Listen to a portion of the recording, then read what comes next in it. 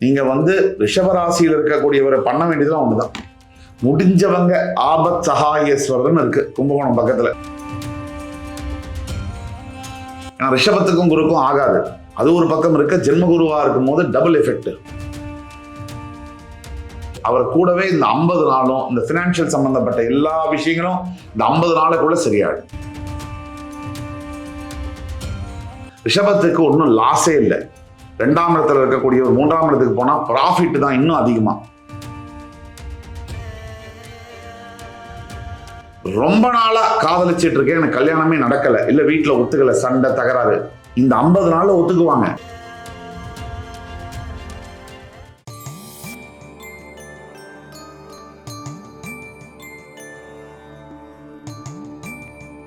வக்ரதுண்ட மகாகாய சூரிய கோடி சமபிரப அவிக்னம் குருமே தேவ சர்வகாரியேஷு சர்வதா. தென்னாட்டுடைய சிவனே போற்றி, என் நாட்டவர்க்கும் இறைவா போற்றி. நண்பர்களே, இந்த புத்தம் புதிய வீடியோவில் உங்கள் அத்துணை பேரையும் சந்திப்பதில் மிக்க மகிழ்ச்சி கொள்கிறேன். இன்னைக்கு நம்ம பேச போற தலைப்பு குரு பகவானுடைய அதிசார பயிற்சி பலன்கள்ல ரிஷபராசி. ரிஷபராசி காலபுருஷனுடைய 2ஆம் வீடு. இது எல்லாருக்கும் எல்லாமே தெரியும். சந்திர பகவானுடைய உச்சம் பெறக்கூடிய வீடு, சுக்கிர பகவான் ஆட்சி பெறக்கூடிய வீடு. இதுல ரொம்ப முக்கியமானது கிருத்திகை, ரோகிணி, மிருகசீரிடம் இந்த 3 நட்சத்திரங்கள் வருவது ரொம்ப சிறப்பு. இதுல சூரியன், சந்திரன் மற்றும் செவ்வாயுடைய நட்சத்திரங்கள் சுக்கிரனுடைய வீட்டில். இதுதான் இதோட இணைப்பு. இதுல குரு பகவானுடைய அதிசார பயிற்சி பலன்கள், அதாவது தற்போது மிதுன ராசியில் இருக்கக்கூடிய குரு பகவான் கடக ராசிக்கு அக்டோபர் 18ஆம் தேதி முதல் டிசம்பர் 3ஆம் தேதி வரை சஞ்சரிக்கிறார். இந்த கடகராசியில குரு பகவான் அதிசார குருவாக சஞ்சரிக்கக்கூடிய இந்த நாட்கள்ல ரிஷபராசிக்கு எப்படி இருக்கும்? ஜென்ம குருவா இருந்து 1 வருஷம் ஆட்டி படைச்சு மிகப்பெரிய அளவுல வேதனைகளை அனுபவிச்ச ரிஷபராசி என்பவர்களுக்கு ஜென்ம குரு விலகி மிதுனத்துக்கு போனது உடனே ஒரு பெரிய பெருமூச்சு, அப்பாடான். ஏன்னா ரிஷபத்துக்கும் குருக்கும் ஆகாது. அது ஒரு பக்கம் இருக்க, ஜென்ம குருவா இருக்கும் போது டபுள் எஃபெக்ட். அப்போ ரிஷபத்துல இருக்கக்கூடிய குரு பகவான் மிதுனத்துக்கு போன உடனே ஒரு மிகப்பெரிய ஒரு வேதனையிலிருந்து வெளில வந்த மாதிரி ஒரு உடல் ஆரோக்கியத்துலலாம் நல்ல டிஃபரன்ஸ் இருந்திருக்கும். தனகாரகனான குரு பகவான் தனஸ்தானத்துல இருக்கிறதுனால யோகம் தான். ஆனா அந்த தனகாரகன் குருவுக்கு, அந்த தனகாரகன் ரிஷபத்துக்கு 8ஆம் இடத்துக்கு அதிபதி, அஷ்டமாதிபதி. அந்த அஷ்டமாதிபதி 3ஆம் இடம் என்று சொல்லக்கூடிய கடகத்துல இருக்கும் போது அது பாதி மறைவு ஸ்தானம் அப்படிங்கிறதுனால அது ரிஷபத்துக்கு மிக மிக நல்லது, அதாவது ரொம்ப நல்லது. ரிஷபத்துக்கு 3ஆம் இடத்துக்கு 8ஆம் அதிபதி வரும்போது விபரீத ராஜயோக பலன்கள் கிடைக்கும். ரிஷபத்துக்கு ஒன்றும் லாஸே இல்லை. 2ஆம் இடத்துல இருக்கக்கூடிய ஒரு 3ஆம் இடத்துக்கு போனா ப்ராஃபிட் தான் இன்னும் அதிகமா, லாஸ் கிடையாது. ஆக ரிஷபராசியை பொறுத்த வரைக்கும் மிகப்பெரிய அளவில் ஏற்றங்கள் வரும். இது நாள் வரை 2ஆம் இடத்துல இருந்து வந்த குரு சில பினான்சியல் சிக்கல்களை கூட ஏற்படுத்தி இருக்கலாம், பலருக்கு ஏற்படுத்தி இருக்கலாம். ஆனா 3ஆம் இடத்துல அவர் மறையும் போது அவர் கூடவே இந்த 50 நாளும் இந்த பினான்சியல் சம்பந்தப்பட்ட எல்லா விஷயங்களும் இந்த 50 நாளுக்குள்ள சரியாயிடும். அக்டோபர் 18 இந்த டிசம்பர் 3 சரியாயிடும். குரு பகவானை பொறுத்த வரைக்கும் இருக்கின்ற இடத்துக்கு ஒரு பலன் அப்படின்னா அவர் பார்க்கின்ற பார்வைக்கு அதீதமான பலன்கள் உண்டு. குரு பகவானோட பார்வையில எந்தெந்த இடத்துல விழுது அப்படின்னு நம்ம பார்த்தோம்னா, இப்ப கடகத்துக்கு அக்டோபர் 18 வரப்போற குருவினால 5ஆம் பார்வையாக விருச்சிகத்தையும், 7ஆம் பார்வையாக மகரத்தையும், 9ஆம் பார்வையாக மீனத்தையும் பார்க்கறாங்க. இது ரிஷபராசிக்கு என்னென்ன மாதிரி இடங்கள்? ரிஷபத்துக்கு விருச்சிகம் என்பது 7, மகரம் என்பது 9, மீனம் என்பது 11. இப்போ 3ஆம் இடத்துக்கு முதல்ல குரு பகவான் ரிஷபத்துக்கு வரார். அதனால என்னென்ன பலன்கள்? நல்ல நண்பர்களை சேர்த்து வைக்கும், நட்பை பெருசுபடுத்தும், நல்ல நட்பை பறைசாற்றும். சகோதர சகோதரிகளுடன் இது நாள் வரைக்கும் உங்களுக்கு சண்டை இருந்துட்டு வருது ரிஷபத்துக்கு, அக்கா தம்பி, அண்ணா தங்கையோட பெரிய சண்டை, அதெல்லாம் சரியாகும். இந்த நேரத்துல நீங்க ட்ரை பண்ணீங்கன்னா உடனே சரியாகும். பெரிய பெரிய வீட்டில் இருக்கக்கூடிய குடும்ப உறவுகளில் இருக்கக்கூடிய பிரச்சனைகள் எல்லாம் தன்னாலவே சரியாகும். மிகப்பெரிய அளவுல குரு பகவான் 3ஆம் இடம் வரதுனால ரிஷபராசியில படிக்கக்கூடிய மாணவ மாணவியர்களுக்கு ஒரு கோல்டன் எரா இந்த 50 நாள். இதுல ஏதாவது எக்ஸாமுக்கு அப்ளை பண்ணணும், இதுல ஏதாவது பெரிய படிப்புக்கெல்லாம் படிக்கிறதுக்கு ட்ரை பண்ணணும் அப்படின்னா இதுதான் உங்களுடைய டைம்.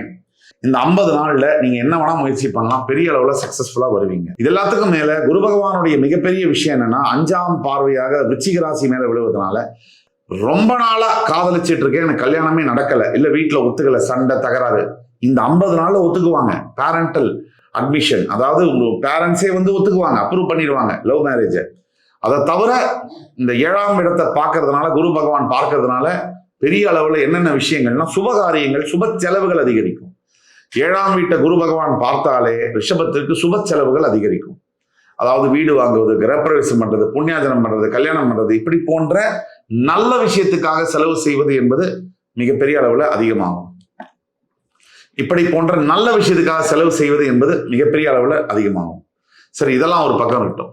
இதோட முக்கியமான விஷயம் என்ன, அதை பத்தி பார்த்தோம்னா, இந்த 7ஆம் பார்வை, அதாவது குரு பகவானுடைய 7ஆம் பார்வையானது மகரத்து மேல விழுது.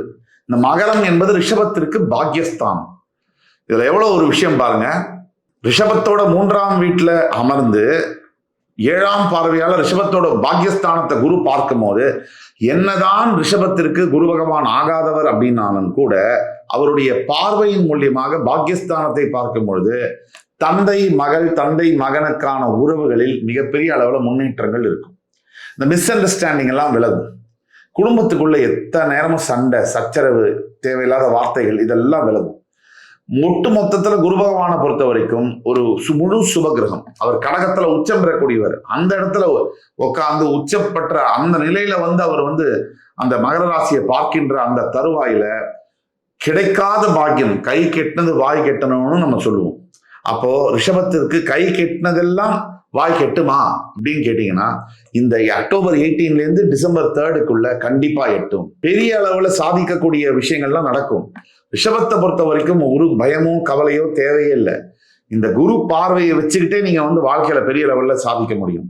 7.5 சனிலாம் இன்னும் எத்தனையோ வருஷம் இருக்கு வரதுக்கு, அதை பார்த்துக்கலாம். இப்போ இந்த வரக்கூடிய இந்த அக்டோபர் 18ல இருந்து டிசம்பர் 3க்குள்ள பெரிய மாற்றங்களை நீங்கள் எதிர்பார்க்கணும். அதே மாதிரி குரு பகவானுடைய 9ஆம் பார்வையால உங்களுடைய லாபஸ்தானத்தை பார்க்கிறார். லாபஸ்தானம் 11ஆம் வீடு அப்படின்னா என்ன அப்படின்னா, வருமானம் எந்த வழியில நமக்கு வரும் அப்படின்னு சொல்லக்கூடிய இடம் தான் 11. பூர்வீக சொத்துக்கள்லாம் நமக்கு வரணும்னா 11. சில பேர் 2ஆம் திருமணத்துக்கெல்லாம் காத்துட்டு இருக்கீங்க அப்படின்னாலும் 11 பார்க்கணும். அப்போ ஒட்டு மொத்தத்துல இந்த குரு பகவானுடைய பார்வை ரிஷபத்திற்கு, திருமணம் ஆயிடுச்சு, எனக்கு ஏதோ ஒரு காரணத்தினால ஒத்து வரல, நான் 2ஆம் திருமணம் பண்ண போறேன், விவாகரத்து செய்யலான் இருக்கேன், சுமூகமான முடிவு எடுத்து நல்லபடியா 2ஆம் திருமணம் நடக்கக்கூடிய வாய்ப்புகளும் உண்டு. அதே மாதிரி லாபஸ்தானத்தை பார்க்கக்கூடிய குருவினால தனகாரகன் தன்னுடைய வீடையே 9ஆம் பார்வையாக பார்க்கக்கூடிய இடத்துல, அது உங்களுக்கு லாபஸ்தானமா வர்ற இடத்துல இன்கம் வரக்கூடிய வருமானம் என்பது பல மடங்கு பெருகும். இந்த 50 நாள்ல மேபி பல்க் பேமெண்ட், ஒரு பல்கான இன்கம் வரக்கூடிய வாய்ப்புகள் நிறைய இருக்கு. நீங்க ரிஷபராசியில் இருக்கக்கூடியவரை பண்ண வேண்டியதுலாம் ஒண்ணுதான். முடிஞ்சவங்க ஆபத் சகாயேஸ்வரர்னு இருக்கு கும்பகோணம் பக்கத்துல, அந்த கோயிலுக்கு போயிட்டு வரலாம். முடியாதவர்கள் வியாழக்கிழமை தோறும் விரதம் இருந்து ஒரு கொண்டக்கடலை சுண்டல் இந்த குரு பகவான் தட்சிணாமூர்த்திக்கு நிவேதனம் செய்து, உங்களுக்கு பிடிச்ச குருமார்கள், அது ராகவேந்திர சுவாமியா இருக்கலாம், ஷிரடி சாய்பாபாவா இருக்கலாம், உங்களுக்கு யாரை வேணா பிடிச்சிருக்கலாம், உங்களுக்கு பிடிச்ச குருமார்கள், அதாவது நீங்கள் மனதார வேண்டிக் கொள்ளக்கூடிய உங்க மனசுல என்னெல்லாம் குறை இருக்கு. ரிஷபத்தை பொறுத்த வரைக்கும் இப்ப நல்லா தான் போயிட்டு இருக்கு பல பேருக்கு.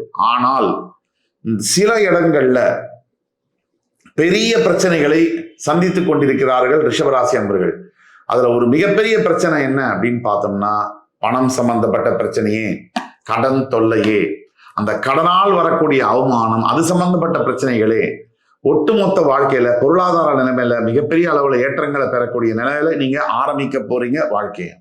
உங்க வாழ்க்கை அக்டோபர் 18 முதல் தொடங்கும். அது மிகப்பெரிய உயரத்தை எட்டும். இவ்வளவுதான் நம்ம சொல்றோம். எவ்வளவு நம்ம சொன்னாலும் இது பொது பலன்கள். இதுக்கே இவ்வளவு பொருந்து போகும் உங்களுக்கு அப்படின்னா, உங்களோட தனிப்பட்ட ஜாதகத்துல துல்லியமான பலன்களை சொல்ல முடியும். அதாவது நீங்க எந்த நிலைமையில இருக்கீங்க, இப்போ இந்த குரு பயிற்சியானது உங்களுக்கு என்ன உண்மையா செய்யாது, எந்த அளவுல பெரிய உதவிகளை செய்யும், அது எந்த அளவுல உங்களுக்கு பயனுள்ளதாக இருக்கும், அதை அத்தனையும் சொல்ல முடியும். அதுக்கு கீழே கொடுக்கக்கூடிய வாட்ஸ்அப் நம்பர்ல எங்களை தொடர்பு கொண்டு ஆன்லைன் அப்பாயின்மெண்ட் வாங்கிட்டு வந்தீங்கன்னா கண்டிப்பா உங்களுக்கு பார்த்து சொல்ல முடியும். எங்களால என்ன பிரச்சனைகளுக்கும் தீர்வு சொல்ல முடியும். துல்லியமான விஷயத்தை நானே சொல்லுவேன்.